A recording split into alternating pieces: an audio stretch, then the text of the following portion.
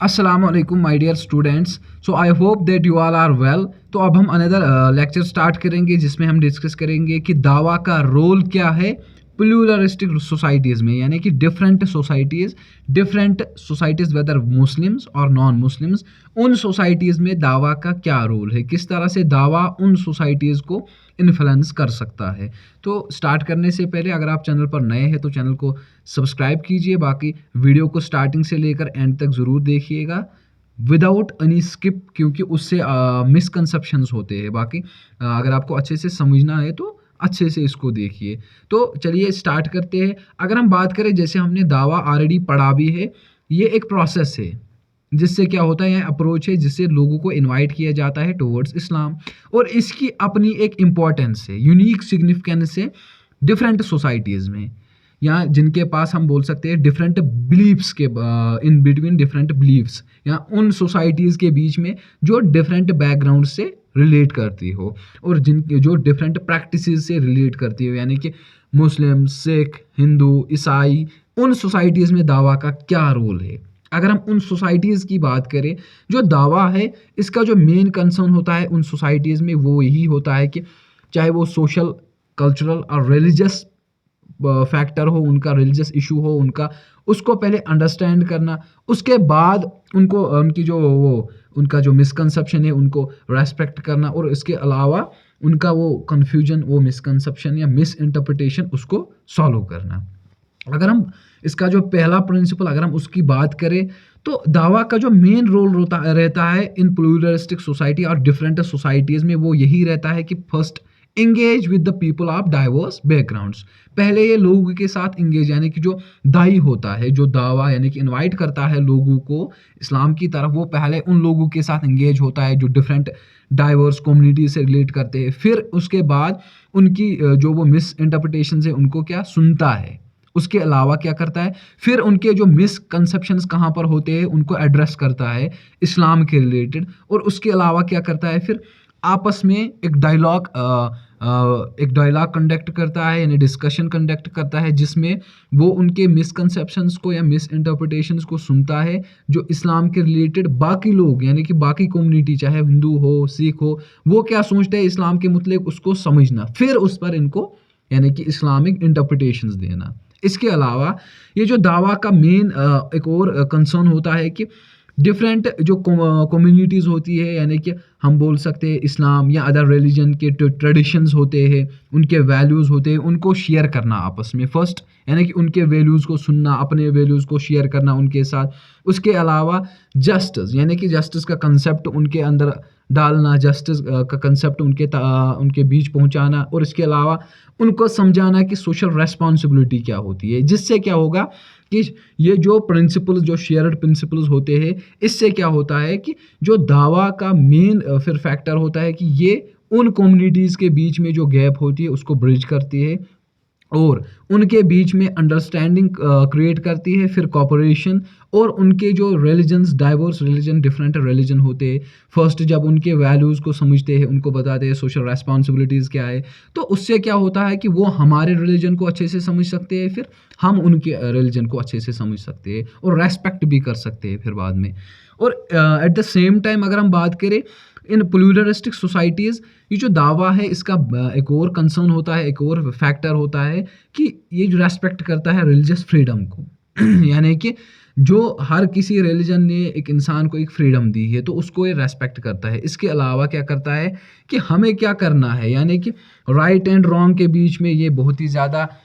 Influence करता है। दावा हमें सिखाता है, चाहे हम मुस्लिम्स कम्युनिटी में हो, नॉन मुस्लिम कम्युनिटी में हो, इसका मेन कंसर्न यही रहता है कि हमें क्या करना है, क्या नहीं करना है, क्योंकि हम इस्लामिक अप्रोच में दावा, इस्लामिक कॉन्टेक्स्ट में दावा का अप्रोच ले सकते हैं। इसके अलावा हम इस्लाम को इम्पोज कर सकते हैं बाकी लोगों पर। कैसे? हम क्या कर सकते हैं, उनको एक अच्छी interpretation they, clean interpretation they, clear interpretation they about Islam, about Islamic faith, जिससे क्या हो कि उनका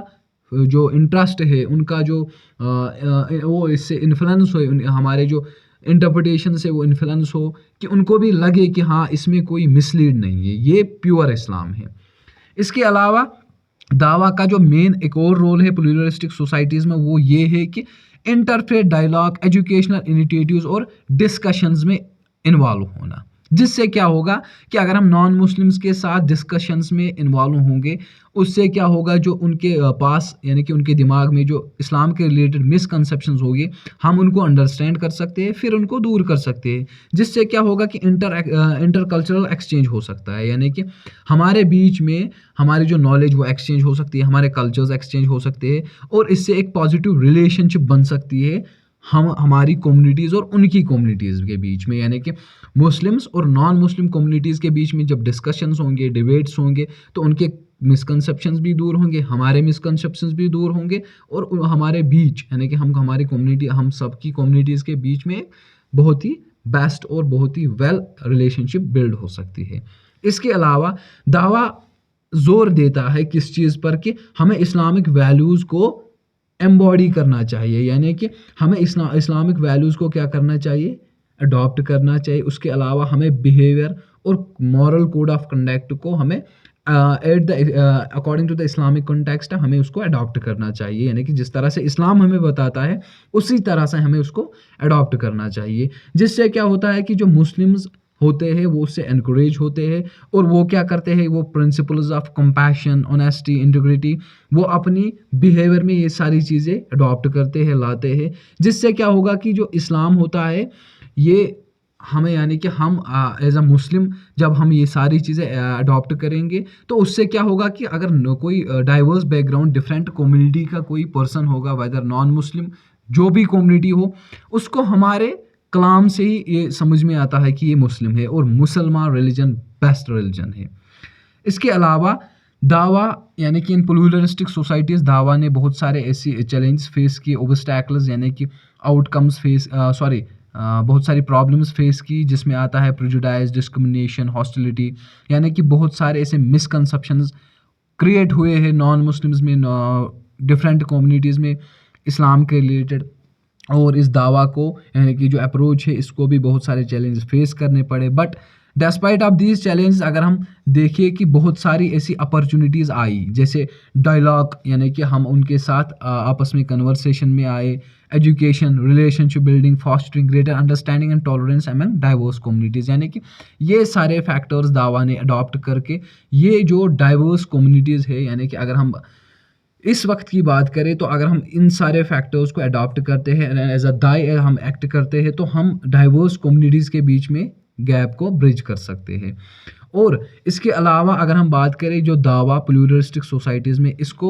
इसका जो मेन कंसर्न होता है वो सेंसिटिविटी होता है, एम्पैथी होता है, कल्चरल कॉम्पिटेंस होता है, और इसके अलावा दावा का जो मेन कंसर्न होता है वो उन लोगों के यानी कि जो नॉन मुस्लिम्स है उनके मिसकंसेप्शन को सुनना, अंडरस्टैंड करना, उसके अलावा उनके जो मिसकंसेप्शन उनको एड्रेस करना कहाँ पर है और अकॉर्डिंगली उनको इस्लामिक यानी कि जो कुरान है, इस्लामिक होली बुक कुरान जो है उससे उनको इंटरप्रेट करना, यानी कि उन प्रॉब्लम्स को इंटरप्रेट करना और